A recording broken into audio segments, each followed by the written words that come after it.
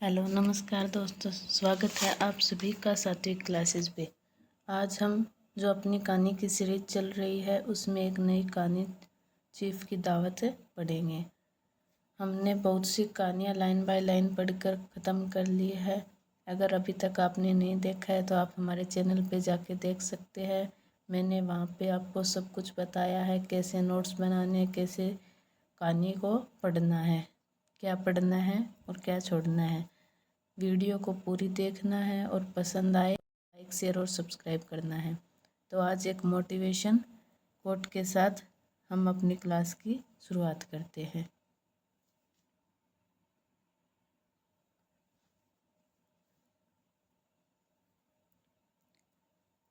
बीता हुआ कल आपके दिमाग में है, लेकिन आने वाला कल आपके हाथ में है।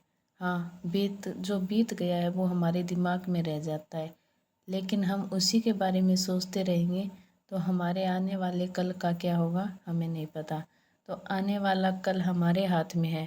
या तो हम बीते हुए के बारे में सोचकर अपना आने वाला कल खराब कर ले, या फिर आने वाले कल को, बीते हुए कल को भुलाकर आने वाले कल को अच्छा बना ले। तो आज की हमारी कहानी है चीफ की दावत भीष्म शानी की। तो ये कहानी हमें क्या बताती है? ये कहानी हमें हमारे समाज में बुजुर्गों की क्या स्थिति है उसके बारे में बताती है। पूरी कहानी लाइन बाय लाइन पढ़ के पूरी करेंगे। तो पहले कुछ जान लेते हैं इसके बारे में। किसकी है ये? लेखक है इसके भीष्म शानी। भीष्म शानी का जन्म कब हुआ? 1915 में। ये मेरे खुद के बनाए हुए नोट्स है, ऐसे ही आपको अपने सारे नोट्स तैयार करने हैं। प्रकाशन कब है? 1957। पहला पाठ कहानी संग्रह में 15 कहानी है। पात्र कौन कौन है? मिस्टर सामनाथ, सामनाथ की पत्नी, माँ, चीफ कहाँ का है? अमेरिकी है।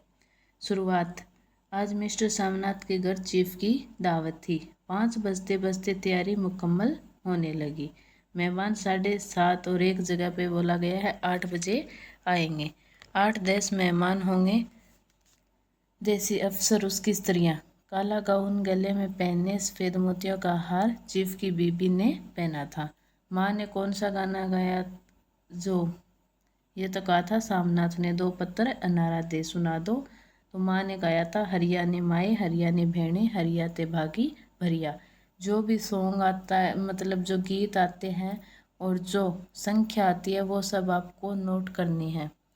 तो आज के हमारे जो चीफ की दावत कहानी है वो शुरू करते हैं। ये कहाँ? पहला पाठ कहानी संग्रह 1957 में प्रकाशित है। यह सानी जी का दूसरा कहानी संग्रह है। कौन सा? दूसरा कहानी संग्रह। पहला कहानी संग्रह है भाग्य रेखा। पहला कहानी संग्रह है भाग्य रेखा। प्रतिपाद्य मध्य वर्ग का खोखलापन एवं उनकी मूल्यहीनता की ओर संकेत किया गया है। यानी मध्य वर्ग में जो खोखलापन है और उसके अंदर जो मूल्यों का ह्रास हो रहा है उसकी ओर संकेत इस कहानी में किया गया। कहानी का नायक कौन है? सामनाथ है, जिसके चीफ उसके घर डिनर पर आने वाले हैं। इस दौरान वह अपनी बूढ़ी माँ को बाधा समझता है और उसे छिपाना चाहता है, परंतु माँ से ही काम बनता देख उसकी खुशामद करता है। यह कहानी मध्यवर्गीय नौकरी पेशा व्यक्ति और उसकी जीवन शैली को दिखाती है। तो इसके अंदर मुख्य पात्र सामनाथ, बूढ़ी माँ और चीफ, यानी सामनाथ का बॉस है। और चीफ का स्वभाव कैसा था? सहज। सामनाथ की बूढ़ी माँ से प्यार से बात करता है। और सामनाथ की पत्नी और देसी स्त्रियां वो गौण पात्र में आती है। बूढ़ी माँ स्वयं को अपमानित महसूस करती है। इसके अंदर क्या विशेष है वो देखेंगे, परंतु पुत्र की खुशी के लिए जैसा वह कहता है करती है। देसी स्त्रियां उन पर खूब हंसती है। माँ का विशाल हृदय स्पर्शी ममता की कहानी में स्पष्ट दिखता है। तो कहानी शुरू करते हैं हम। चीफ की दावत पढ़ना। मैंने जो जो इम्पोर्टेंट है वो आपको बता दिया। अब हम कहानी पढ़ेंगे लाइन बाय लाइन। चीफ की दावत किसकी है? भीष्म शानी की। 15 कहानी संग्रह। पहला पाठ कहानी संग्रह में कौन सा कहानी संग्रह? ये इनका दूसरा कहानी संग्रह। आज मिस्टर सामनाथ के घर चीफ की दावत थी। सामनाथ और उनकी पत्नी को पसीना पूंछने की फुर्सत न थी। पत्नी ड्रेसिंग गाउन पहने, उलझे हुए बालों का जूड़ा बनाए, मुंह पर फैली हुई सुर्खी और पाउडर को मले और मिस्टर सामनाथ सिगरेट पर सिगरेट फूंकते हुए चीज़ों की फेहरिस्त हाथ में थामे एक कमरे से दूसरे कमरे में आ जा रहे थे। आखिरी 5 बजते बजते तैयारी मुकम्मल होने लगी। कुर्सियाँ, मेज, तिपाहियाँ, नेपकिन, फूल सब बरामदे में पहुंच गए। ड्रिंक का इंतजाम बैठक में कर दिया गया। अब घर का फालतू सामान अलमारियों के पीछे और पलंगों के नीचे छिपाया जाने लगा। तभी सामनाथ के सामने सहसा एक अड़चन खड़ी हो गई। माँ का क्या होगा? इस बात की ओर न तो उनका और न उनकी कुशल गृहिणी का ध्यान गया था। मिस्टर सामनाथ श्रीमती की ओर घूमकर अंग्रेजी में बोले, माँ का क्या होगा?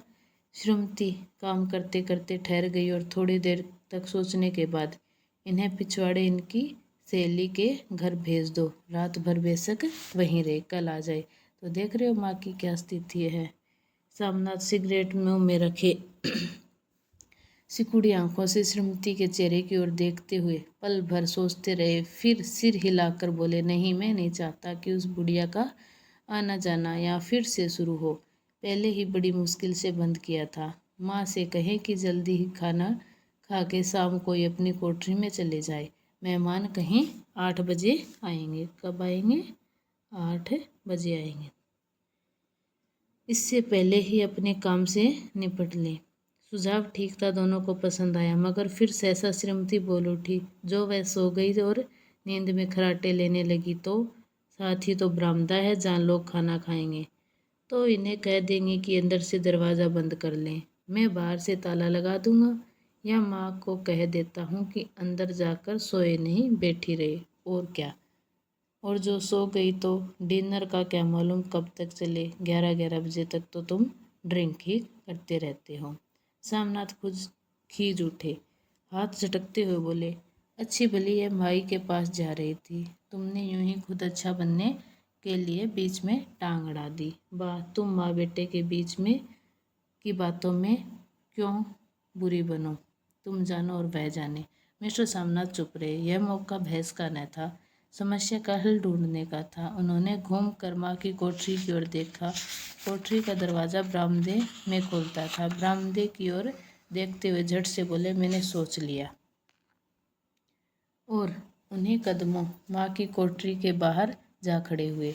माँ दीवार के साथ एक चौकी पर बैठी दुपट्टे में मुंह सिर लपेटे माला जप रही थी। सुबह से तैयारी होती देखते हुए माँ का भी दिल धड़क रहा था। बेटे के दफ्तर का बड़ा साहब घर पर आ रहा है, सारा काम सुबह से चल जाए। माँ, आज तुम खाना जल्दी खा लेना, मेहमान लोग 7:30 बजे आ जाएंगे। माँ ने धीरे से दुपट्टा हटाया और बेटे को देखते हुए कहा, आज मुझे खाना नहीं खाना है बेटा, तुम तो जानते हो मांस मछली बने तो मैं कुछ नहीं खाती, जैसे भी हो अपने काम से जल्दी निपट लेना। अच्छा बेटा। और माँ, हम लोग पहले बैठक में बैठेंगे, उतनी देर तुम वहाँ बरामदे में बैठना, फिर जब हम यहाँ आ जाए तो तुम गुसल खाने के रास्ते बैठक में चली जाना। माँ अबाक बेटे का चेहरा देखने लगी, फिर धीरे से बोले, अच्छा बेटा। और माँ, आज जल्दी सो नहीं जाना, तुम्हारे खराटों की आवाज़ दूर तक जाती है।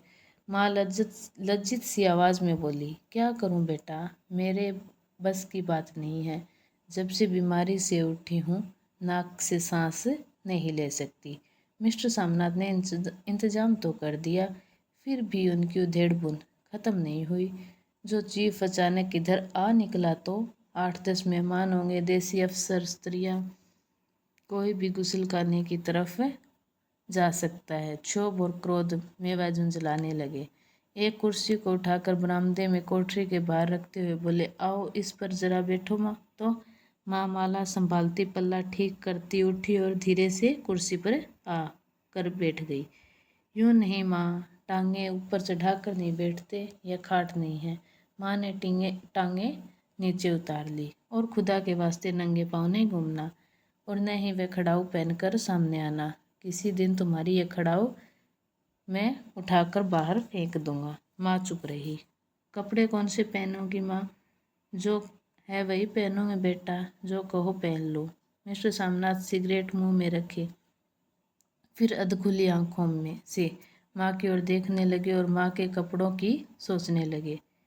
सामनाथ हर बात में तरतीब चाहते थे। घर का सब संचालन उनके अपने हाथ में था। खूंटियाँ कमरे में कहाँ लगाई जाए, बिस्तर कहाँ पर बिछे, किस रंग के पर्दे लगाए जाए, श्रीमती कौन सी साड़ी पहने, मेज किस साइज की हो। सामनाथ को चिंता थी कि अगर चीफ का साक्षात माँ से हो गया तो कहीं लज्जित नहीं होना पड़े। माँ को सिर से पांव तक देखते हुए बोले, तुम सफ़ेद कमीज और सफ़ेद सलवार पहन लो। माँ, पहन के आओ तो जरा देखूं। माँ धीरे से उठी और अपनी कोठरी में कपड़े पहनने चली गई। यह माँ का झमेला ही रहेगा, उन्होंने फिर अंग्रेजी में अपनी स्त्री से कहा। कोई ढंग की बात हो तो भी सोच कहे, अगर कहीं कोई उल्टी सीधी बात हो गई, चीफ को बुरा लगा तो सारा मजा जाता रहेगा। माँ सफ़ेद कमीज और सफ़ेद सलवार पहनकर बाहर निकली। छोटा सा कद सफ़ेद कपड़ों में लिपटा, छोटा सा सूखा हुआ शरीर, धुंधली आंखें, केवल सिर के आधे झड़े हुए बाल पल्ले की ओर से में छिप पाए थे। पहले से कुछ ही कम कुरूप नजर आ रही थी। चलो ठीक है, कोई चूड़िया बुड़िया हो तो वह भी पहन लो, कोई हर्ज नहीं। चूड़ियाँ कहाँ से लाऊं बेटा? तुम तो जानते हो सब जेवर तुम्हारी पढ़ाई में बिक गए। यह वाक्य सामनाथ को तीर की तरह लगा। तिनक कर बोले, यह कौन सा राग छेड़ दिया?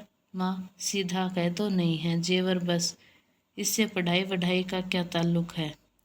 जो जेवर बिका तो कुछ बनकर ही आया हूँ, निरा लंडूरा तो नहीं लौट आया। जितना दिया है उससे दुगना ले लेना। मेरी जीभ जल जाए बेटा, तुमसे जेवर लूँगी। मेरे मुंह से यूं ही निकल गया, जो होते तो लाख बार पहनती। 5:30 बज चुके थे। अभी मिस्टर सामनाथ को खुद भी नहा धोकर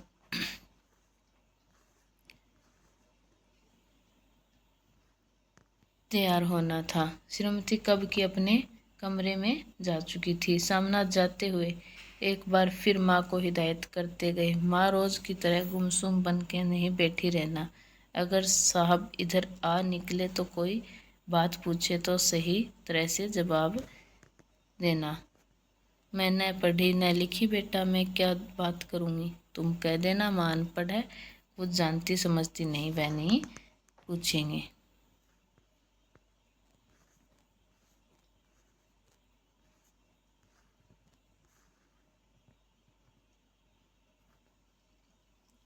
सात बजते बजते माँ का दिल धक धक करने लगा। अगर चीफ सामने आ गया और उसने कुछ पूछा तो वह क्या जवाब देगी? अंग्रेज को दूर से ही देख के घबरा जाती है।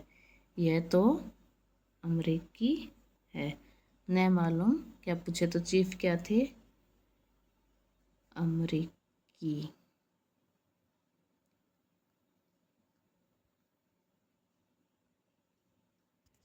मैं क्या कहूँगी?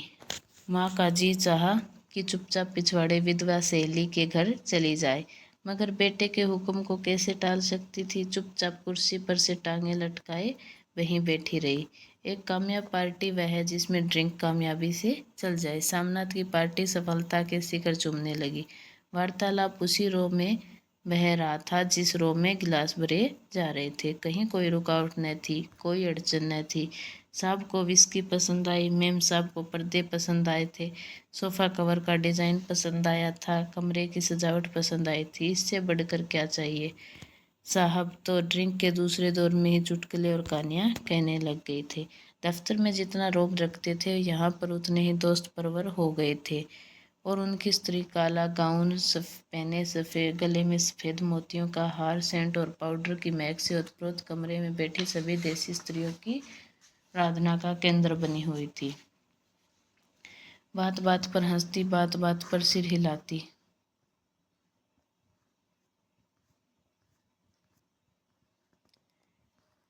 और सामनाथ की स्त्री से तो ऐसे बात कर रही थी जैसे उनकी पुरानी सहेली हो। और इसी रो में पीते पिलाते 10:30 बज गए। वक्त गुजरते पता ही न चला। आखिर सब लोग अपने अपने गिलासों में से आखिरी घूंट पीकर खाना खाने के लिए उठे और बैठक से बाहर निकले। आगे आगे सामनाथ रास्ता दिखाते हुए, पीछे चीफ और दूसरे मेहमान। बरामदे में पहुंचते ही सामनाथ सहसा ठिठक गए। जो दृश्य उन्होंने देखा उससे उनकी टांगें लड़खड़ा गई और क्षण में सारा नशा हिरण होने लगा।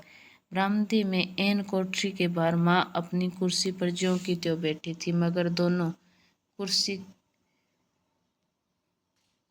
पांव कुर्सी की सीट पर रखे हुए और सिर दाएं से बाएं और बाएं से दाएं झूल रहा था और मुंह में से लगातार गहरे खराटों की आवाजें आ रही थी। जब सिर कुछ देर के लिए टेढ़ा होकर एक तरफ को थम जाता तो खराटे और भी गहरे हो उठते और फिर जब झटके से नींद टूटती तो सिर फिर दाएं से बाएं झूलने लगता। पल्ला सिर पर से खिसक आया और माँ के झरे हुए बाल आधे गंजे सिर पर अस्त व्यस्त बिखर रहे थे। देखते ही सामनाथ क्रुद्ध हो उठे। जी चाहा कि माँ को धक्का देकर उठा दे और उन्हें कोठरी में धकेल दे, मगर ऐसा करना संभव न था। चीफ और बाकी मेहमान पास खड़े थे। माँ को देखते देसी अफसरों की कुछ स्त्रियां हंस दी कि इतने में चीफ ने धीरे से कहा, पुअर डियर। माँ हड़बड़ा के उठ बैठी। सामने खड़े इतने लोगों को देखकर ऐसी घबराई कि कुछ कहते न बना। झट से पल्ला सिर पर रखती हुई खड़ी हो गई और जमीन को देखने लगी। उनके पांव लड़खड़ाने लगे और हाथों की उंगलियां थर थर कांपने लगी। माँ, तुम जाके सो जाओ। तुम क्यों इतनी देर तक जाग रही हो? और खिसियाई हुई नजरों से सामनाथ चीफ के मुंह की ओर देखने लगा। चीफ के चेहरे पर मुस्कुराहट थी। वह वहीं खड़े खड़े बोले, नमस्ते। माँ ने झिझकते हुए अपने में सिमटते हुए दोनों हाथ जोड़े, मगर एक हाथ दुपट्टे के अंदर माला को पकड़े हुआ था, दूसरा बाहर। ठीक तरह से नमस्ते भी न कर पाए। सामनाथ इस पर भी खिन्न हो उठे। इतने में चीफ ने अपना दायां हाथ मिलाने के लिए माँ के आगे किया। माँ और भी घबरा गई। माँ, हाथ मिलाओ। पर हाथ कैसे मिलाती? दाएं हाथ में तो माला थी। घबराहट में माँ ने बायां हाथ ही साहब के दाएं हाथ में रख दिया। सामना दिल ही दिल में जल उठे। देसी अफसरों की स्त्रियां खिलखिलाकर हंस पड़ी। यूं नहीं माँ, तुम तो जानती हो दायां हाथ मिलाया जाता है, दायां हाथ मिलाओ। मगर तब तक चीफ माँ का बायां हाथ ही बार बार हिला कर कह रहे थे, हाउ डू यू डू। कहो माँ, मैं ठीक हूँ, खैरियत से हूँ। माँ कुछ बड़बड़ाई। माँ कहती है कि मैं ठीक हूँ। कहो माँ, हाउ डू यू डू। माँ धीरे से कुचाते हुए बोली, हो डू डू। एक बार फिर कह उठा। वातावरण हल्का होने लगा। साहब ने स्थिति संभाल ली थी। लोग हंसने चहकने लगे थे। सामनाथ ने के मन का क्षोभ भी कुछ कुछ कम होने लगा था। साहब अपने हाथ में माँ का हाथ अब भी पकड़े हुए थे और माँ सिकुड़ी जा रही थी। साहब के मुंह से शराब की बू आ रही थी। सामनाथ अंग्रेजी में बोले, मेरी माँ गांव की रहने वाली है, उम्र भर गांव में रही है, इसलिए आपसे लज जाती है। साहब इस पर खुश नजर आए। बोले, सच? मुझे गांव के लोग बहुत पसंद है। तब तो तुम्हारी माँ गांव के गीत और नाच भी जानती होगी। चीफ खुशी से सिर हिलाते हुए माँ को टकटक के बांधे देखने लगे। माँ, साहब कहते हैं कोई गाना सुनाओ, कोई पुराना गीत, तुम्हें तो कितने ही याद होंगे। माँ धीरे से बोली, मैं क्या गाऊंगी बेटा, मैंने कब गाया है। वाह माँ, मेहमान का कहा भी कोई टालता है। साहब ने इतना रीझ से कहा है, नहीं गाओगे तो साहब बुरा मानेंगे। मैं क्या गाऊं बेटा, तुम मुझे क्या आता है। वाह, कोई बढ़िया टप्पे सुना दो, दो पत्र अनारा दे। देसी अफसर और उनकी स्त्रियों ने इस सुझाव पर तालियां पीटी। माँ कभी दीन दृष्टि से बेटे के बहू चेहरे को देखती, कभी पास खड़ी बहू के चेहरे को। इतने में सिर बेटे ने गंभीर आदेश भरे लहज में कहा, माँ। इसके बाद हाँ या ना का सवाल ही न उठता था। माँ बैठ गई और क्षण दुर्बल लरजती आवाज में एक पुराना विवाह का गीत गाने लगी। हरिया ने माए, हरिया ने भेणे, हरिया ते भागी भरिया है। देसी स्त्रियां खिलखिला के हंस उठी। 3 पंक्तियां गा के माँ चुप हो गई। बरामदा तालियों से गूंज उठा। साहब तालियां पीटना बंद ही न करते थे। सामनाथ की खीज प्रसन्नता और गर्व में बदल गई थी। माँ ने पार्टी में नया रंग भर दिया था। तालियां थमने पर साहब बोले, पंजाब के गांव की दस्तकारी क्या है?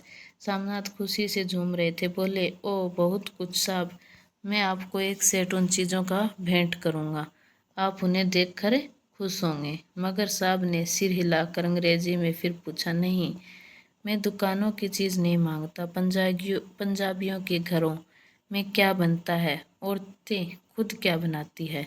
सामनाथ कुछ सोचते हुए बोले, लड़कियां गुड़ियां बनाती हैं और फुलकारियां बनाती हैं। फुलकारी क्या? सामनाथ फुलकारी का मतलब समझाने की असफल चेष्टा करने के बाद माँ को बोले,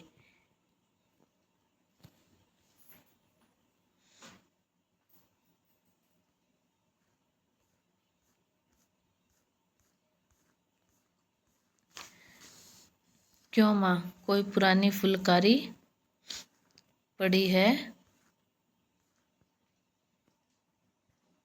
तो ले आओ। माँ चुपचाप अंदर गई और अपनी पुरानी फुलकारी उठा लाई। साहब बड़ी रुचि से फुलकारी देखने लगे। पुरानी फुलकारी थी, जगह जगह से उसके तागे टूट रहे थे और कपड़ा फटने लगा था। साहब की रुचि को देखकर सामनाथ बोले, यह फटी हुई है साहब, मैं आपको नहीं बना दूंगा, माँ बना देगी। क्यों माँ, साहब को फुलकारी बहुत पसंद है, इन्हें ऐसी ही एक फुलकारी बना दोगी ना? माँ चुप रही, फिर डरते डरते धीरे से बोली, अब मेरी नज़र कहाँ बेटा, बूढ़ी आंखें क्या देखेगी? मगर माँ का वाक्य बीच में ही तोड़ते हुए सामनाथ साहब को बोले, वह जरूर बना देगी, आप उसे देखकर खुश होंगे। साहब ने सिर हिलाया, धन्यवाद किया और हल्के हल्के झूमते हुए खाने की मेज की ओर बढ़ गई। बाकी मेहमान भी उनके पीछे पीछे हो लिए। जब मेहमान बैठ गए तो और माँ की पर से सबकी नज़रें आंखें हट गई तो माँ धीरे से कुर्सी पर से उठी और सबसे आंखें बचा अपनी कोठरी में चली गई। मगर कोठरी में बैठने की देर थी कि आंखों से छल छल आंसू बहने लगे। वह दुपट्टे से बार बार उन्हें पहुँचती पर वह बार बार उमड़ आते, जैसे बरसों का बांध तोड़कर उमड़ आए हो। माँ ने बहुतेरा दिल को समझाया, हाथ जोड़े भगवान का नाम लिया, बेटे की चिरायु होने की प्रार्थना की, बार बार आंखें बंद की, मगर आंसू बरसात के पानी की तरह जैसे थमने का में ही न आते थे। आधी रात का वक्त होगा। मेहमान खाना खा खा कर एक एक करके जा चुके थे। माँ दीवार से सटकर बैठी आंखें फाड़े दीवार को देखे जा रही थी। घर के वातावरण में तनाव ढीला पड़ चुका था। मोहल्ले की निस्तब्धता सामनाथ के घर भी छा चुकी थी। केवल रसोई में प्लेटों के खनकने की आवाज़ आ रही थी। तभी सहसा माँ की कोठरी का दरवाज़ा जोर से खटकने लगा। माँ, दरवाज़ा खोलो। माँ का दिल बैठ गया। हड़बड़ाकर उठ बैठी। क्या मुझसे फिर कोई भूल हो गई? माँ कितनी देर से अपने आप को कोस रही थी कि क्यों उन्हें नींद आ गई, क्यों वह ऊँघने लगी। क्या बेटे ने अभी तक क्षमा नहीं किया? माँ उठी और कांपते हाथों से दरवाज़ा खोल दिया। दरवाज़ा खुलते ही सामना झूमते हुए आगे बढ़ाए और माँ को आलिंगन में भर लिया। ओ अम्मी, तुमने तो आज रंग जला दिया। साहब तुमसे इतना खुश हुआ कि क्या कहूँ। ओ अम्मी, अम्मी। माँ की छोटी सी काया सिमट कर बेटे के आलिंगन में छिप गई। माँ की आंखों में फिर आंसू आ गए। उन्हें पोंछती हुई धीरे से बोली, बेटा तुम मुझे हरिद्वार भेज दो, मैं कब से कह रही हूँ। सामनाथ का झूमना सहसा बंद हो गया और उनकी परेशानी पर फिर तनाव के बल पड़ने लगे। उनकी बाहें माँ के शरीर पर से हट गई। क्या कहा माँ? यह कौन सा राग तुमने फिर छेड़ दिया? सामनाथ का क्रोध बढ़ने लगा। बोलते गए, तुम मुझे बदनाम करना चाहती हो ताकि दुनिया कहे कि बेटा माँ को अपने पास नहीं रख सकता। नहीं बेटा, अब तुम अपनी बहू के साथ जैसा मन चाहे रहो। मैंने अपना खा पहन लिया। अब यहाँ क्या करूँगी? जो थोड़े दिन जिंदगानी के बाकी है, भगवान का नाम लूँगी। तुम मुझे हरिद्वार भेज दो। तुम चली जाओगी तो फुलकारी कौन बनाएगा? साहब से तुम्हारे सामने ही फुलकारी देने का इकरार किया है। मेरी आंखें अब नहीं है बेटा जो फुलकारी बना सकूं। तुम कहीं और से बनवा लो, बनी बनाई ले लो। माँ, तुम मुझे धोखा दे के यूं चली जाओगी, मेरा बनता काम बिगाड़ोगी। जानती नहीं साहब खुश होगा तो मुझे तरक्की मिलेगी। माँ चुप हो गई, फिर बेटे के मुंह की ओर देखते हुए बोली, क्या तेरी तरक्की होगी? क्या साहब तेरी तरक्की कर देगा? क्या उसने कुछ कहा है? कहा नहीं, मगर देखती नहीं कितना खुश गया है। कहता था जब तेरी माँ फुलकारी बनाना शुरू करेगी तो मैं देखने आऊँगा कि कैसे बनाती है। जो साहब खुश हो गया तो मुझे इससे बड़ी नौकरी भी मिल सकती है, मैं बड़ा अफसर बन सकता हूँ। माँ के चेहरे का रंग बदलने लगा, धीरे धीरे उनका झुर्रियों भरा मुंह खिलने लगा, आंखों में हल्की हल्की चमक आने लगी। तो तेरी तरक्की होगी बेटा, तरक्की यूं ही हो जाएगी। साहब को खुश रखूंगा तो कुछ करेगा, वरना उसकी खिदमत करने वाले और थोड़े हैं। तो मैं बना दूंगी बेटा, जैसे बन पड़ेगा बना दूंगी। और माँ दिल ही दिल में बेटे के उज्जवल भविष्य की कामनाएं करने लगी। और मिस्टर सामना सो जाओ, माँ कहते हुए तनिक लड़खड़ाते हुए अपने कमरे की ओर घूम गए। तो ये हमने चीफ की दावत कहानी पढ़कर समाप्त कर ली लाइन बाय लाइन। हमने यहाँ पर बुजुर्गों की क्या स्थिति है समाज में और मध्य वर्ग में वो देखा था। बूढ़ी माँ के साथ किस तरह का व्यवहार होता है वो हमने देखा था। आधुनिक परिवारों में वृद्धों के साथ की किस प्रकार से उपेक्षा की जाती है वो हमने देखा था। तो ये कहानी हमने पढ़कर पूरी तरह से समाप्त कर ली। कुछ भी नहीं समझ आया हो तो कमेंट कर देना। कहानी पसंद आई हो तो लाइक शेयर और सब्सक्राइब करना। धन्यवाद।